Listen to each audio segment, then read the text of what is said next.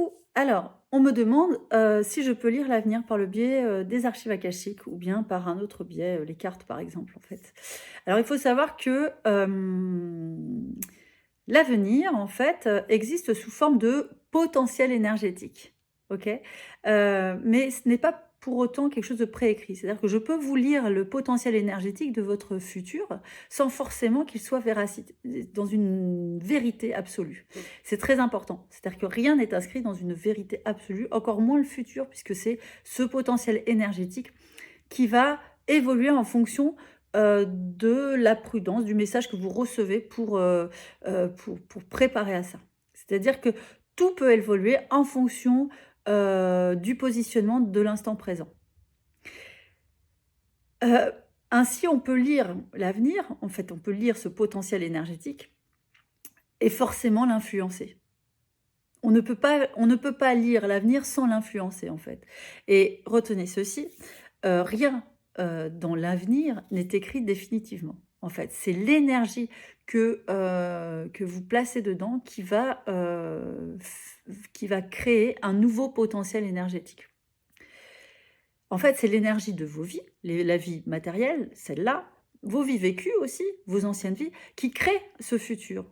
En fait, il y a aussi ces histoires de cause à effet, on est d'accord. Mais dans ce cause à effet, il n'y a rien qui ne soit inchangeable. Il faut juste prendre conscience, en fait, d'où on vient, ce qu'on est et vers où on veut aller. Et le vers où on veut aller, si on ne veut pas le subir, il faut aussi emmagasiner des énergies plus vibrantes afin de changer, en fait, ce potentiel énergétique pour un autre potentiel énergétique. Et il ne faut pas rester dans l'idée que tout est préécrit, en fait. Ça, c'est très important. Alors, les informations qu'on peut avoir, par exemple, sur les rêves prémonitoires, en fait, les rêves prémonitoires, en fait, heu peuvent nous alerter, et nous permettre de changer, en fait, un futur. Il faut surtout prêter attention. Ils sont là pour qu'on prête attention.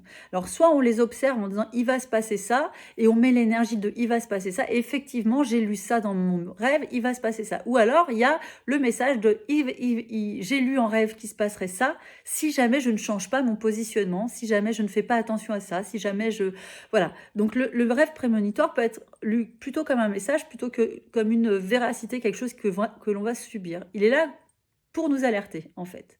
L'énergie va déterminer les événements. L'énergie, donc, peut changer, en fait. Lorsque l'énergie, change, qu'elle soit positive ou négative, on peut être sûr que, il va y avoir de grands changements que les événements vont se trouver forcément, grandement changés, en fait. La seule vérité est dans l'instant présent, en fait. Donc on peut explorer votre avenir, on peut, explorer l'énergie potentielle de votre avenir et voir comment on le fait évoluer, par l'intention, la prise de conscience aussi de d'où on vient. Parce que souvent quand on ne prend pas conscience d'où on vient, les messages se répètent.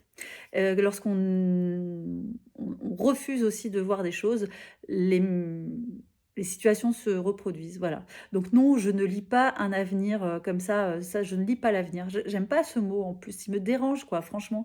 Mais par contre, je peux, lire vos potentiels énergétiques et vers quoi on peut aller et comment faire changer les choses, en fait. Et c'est vous qui le faites, c'est vous les maîtres de votre univers. Voilà, j'espère que j'ai répondu à vos questions.